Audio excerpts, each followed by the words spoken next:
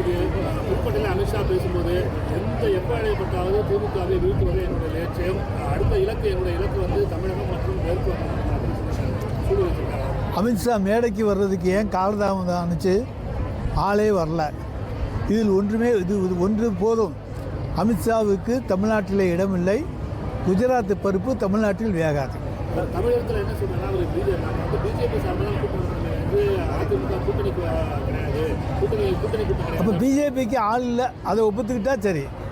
இல்லை, கூட்டணிக்கு ஆள் இல்லை. பிஜேபி கூட்டணி சார்பாக இந்த கூட்டம் நடக்கல, பாஜக சார்பாக கூட்டம் அதிமுக நிர்வாகிகள் வரல அப்படின்னு சொல்றாங்க. முதலில் அறிவித்தது எல்லாரும் கலந்துக்குவாங்கன்னு தான். ஆனால் அதற்குள் ஒத்த கருத்துக்கள் வராத காரணத்தால் எல்லோரும் கலந்து கொள்ளவில்லை. அதுதான் உண்மை.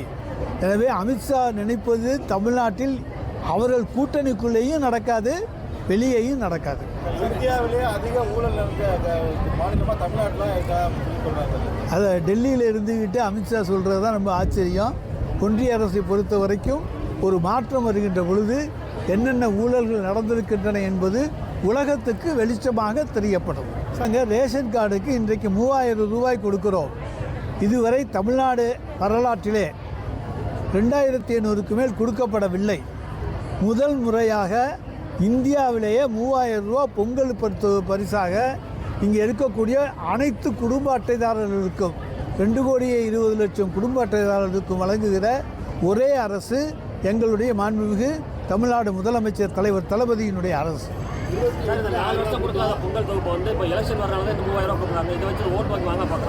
சார், ஒன்று 3000 ரூபா வாங்கிட்டு ஓட்டு போட்டுருவாங்க நம்புறீங்களா? அப்புறம் என்ன? எங்களுடைய திட்டங்களை வைத்துத்தான் மக்கள் ஓட்டு போடுவார்கள். எங்களுடைய திட்டங்கள் மக்களை சென்றடைந்து விட்டன. இன்றைக்கு அனைத்து தரப்பும் மகிழ்ச்சியோடு இருக்கக்கூடிய ஒரே மாநிலம் இந்தியாவிலேயே தமிழ்நாடு தான்.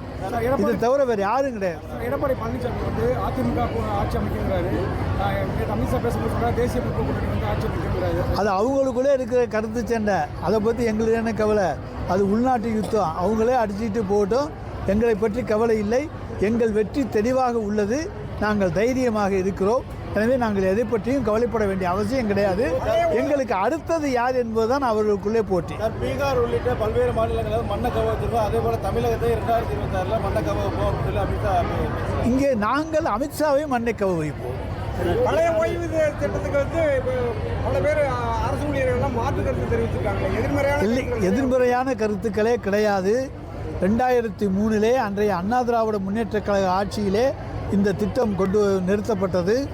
ஆனால் இன்றைக்கு அரசு ஊழியர்கள் அனைத்து தரப்பிலும் மகிழ்ச்சியோடு வரவேற்று ஏற்றுக்கொண்டிருக்கிற திட்டம்தான். அரசின் நிதிநிலை மிக மோசமாக இருக்கிறது, நமக்கு தருவார்களா தரமாட்டார்களா என்று இருந்த நிலையிலே அவர்களுக்கெல்லாம் அவர்கள் எதிர்பார்க்காத வகையிலே இன்றைக்கு ஓய்வூதிய திட்டத்தை மாண்புமிகு தமிழ்நாடு முதலமைச்சர் அவர்கள் அறிவித்திருப்பது அனைத்து அரசு ஊழியர்களுடைய வயிற்றிலே இன்றைக்கு இது பால் காய்ச்சதை போல் இருக்கிறது. 90 நாட்களில் ஆட்சி மாற்றம் ஏற்பட்ட திரும்ப அண்ணாமலை பேசியிருக்காரு. 90 நாட்களில் ஆட்சி மாற்றம் ஏற்படும். எந்த 90 நாள்னு பார்ப்போங்க? 40, 50, 60 இது என்ன? அண்ணாமலை என்றைக்கு வேணாலும் சொல்லிட்டு தான் இருப்பார். மாற்றம்னு மாற்றமெல்லாம் அவர்களுக்கு ஏமாற்றத்தை தான் தரும். தமிழ்நாட்டுக்கு 11 லட்சம் கோடிக்கு மேலே நிதி ஒதுக்கியிருக்கோம். ஆனால் அந்த நிதியை தரலன்னு சொல்லி பொய்யான. சார், 11 லட்சம் வர வேண்டியது தான் வந்திருக்கு, கூடுதலாக வரல. மற்றவங்களுக்கு கூடுதலாக கொடுத்துருக்கீங்க, எங்களுக்கு கூடுதலாக தரவில்லை, நியாயமாக தரவில்லை. அதாவது எப்படின்னா ரேஷியோ வந்து எங்களுடைய ரேஷியோ குறைவு. காங்கிரஸ் கவர்மெண்ட் கொடுத்ததை ஒப்பிடும்போது நாங்கள் அதிகமாக கொடுத்துருக்கோம். சார், காங்கிரஸ் ஆட்சியினுடைய ஆண்டு வருமானம் என்ன? இன்றைய பாரதிய ஜனதா கட்சியினுடைய ஆண்டு வருமானம் என்ன? ஜிஎஸ்டியிலே இன்றைக்கி கோடிக்கணக்குக்கு போயிட்டாங்க. அன்றைக்கு அப்படியெல்லாம் வருமானம் கிடையாது. அதிலேயே அன்றைக்கு சிறந்த நிதி பங்களிப்பை காங்கிரஸ் ஆட்சியிலே UPA 1 தந்தது, UPA 2 தந்தது. திமுக கூட்டணியில் சார், திமுக கூட்டணியில் குழப்பம்னு நான் சொன்னேன். இது வந்து இப்போ வெட்ட வெளிச்சமாக இருக்குது. காங்கிரஸ் வந்து திமுக கூட்டணியில் வெளியேற முயற்சி பண்ணி எடப்பாடி சொல்லியிருக்காரு. சார், எடப்பாடி பகல் கனவு கண்டுக்கிட்டே இருப்பார்.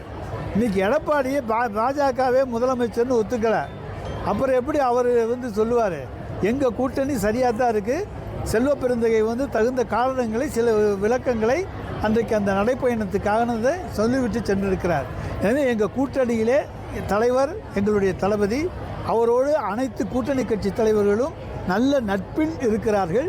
எனவே இது உடைக்க முடியாத, அசைக்க முடியாத கூட்டணி.